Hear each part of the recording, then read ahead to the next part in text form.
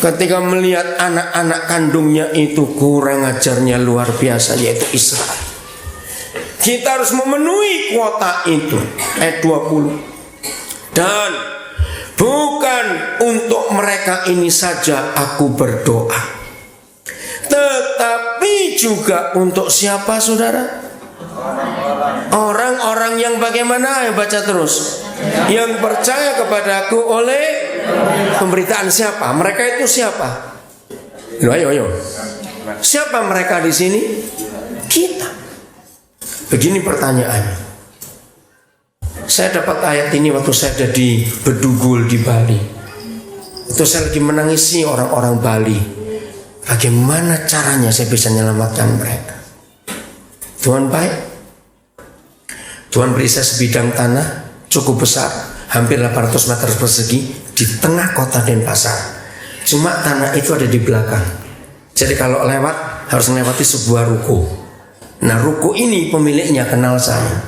Dan tanah itu nggak pernah laku. Harganya sangat murah. Saudara, hanya 40% dari harga normal.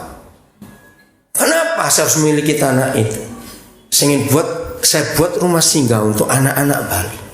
Jadi makanya itu kalau doa syafaat untuk penginjilan, langsung tanya harus buat apa tuh? Nah, ketika saya di Bedugul lagi menangisi orang-orang Bali, ayat ini muncul. Begini pertanyaannya. Coba tanyakan lagi. Menurut saudara, Tuhan Yesus sudah mengamenkan berhenti, kata amin berhenti. Dalam doa ini sudah atau belum? Coba baca lagi baik-baik. Sudah amin atau belum? Kenapa belum? Ayo jawab. Kalau saudara bilang belum, oke. Iya betul. Kenapa? Kenapa? Betul jawabannya belum amin. Kenapa dia belum amin? Karena masih ada yang belum percaya. Lihat nih, bukan hanya untuk mereka ini, bukan cuma untuk kita dia berdoa. Dia sudah doakan kita, tapi dia berdoa juga untuk orang-orang yang akan percaya kepada dia. Waktu kita memberitakan namanya kepada orang itu. Jadi doa ini nggak bisa amin sebelum semua orang dengar dia. Adik-adik yang sekolah, SMP, SMA, mahasiswa, karyawan, semua kita miliki rasa rakus. Jangan takut, bukan untuk mengkristenkan mereka, betul tidak? Bukan untuk mengkristenkan. Biar aja mereka di agamanya nggak apa-apa. Yang penting kita cerita.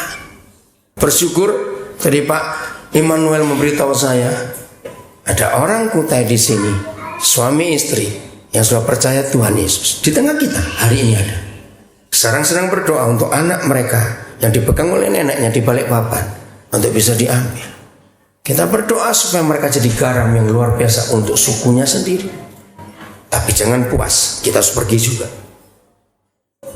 Jadi kalau kita mengasihi Tuhan Yesus, segera buatlah ini supaya dia nggak capek berdoa sampai sekarang. Nah, betul tidak sih? Capek loh dia doakan ini. Karena masih ada orang yang belum percaya.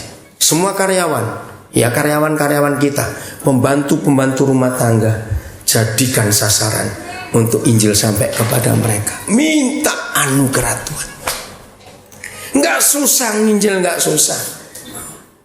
Karena cuma menggarami saja. Amin. Cuma ngomong. Menjadi saksi itu nggak perlu kuliah.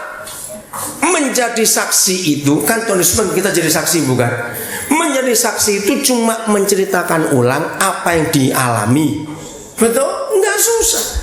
Maka itu kalau mulut kita berat dan terkancing rapat ketika ngomong tentang Yesus, tapi kita kurang ajar, saudara. Mulut ini buka terus kalau ngomongin orang.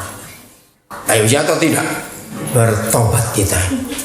Ngomongin Yesus susah, ngomongin orang pintar, cek aja mulut itu.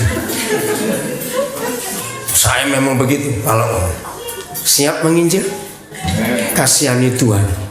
Dia tunggu kita supaya anak kandungnya diselamatkan. Dia sabar, dia nggak mau lama-lama lagi.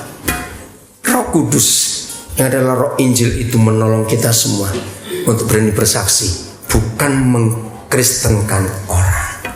Bahwa orang itu untuk tahu ada keselamatan. Tuhan Yesus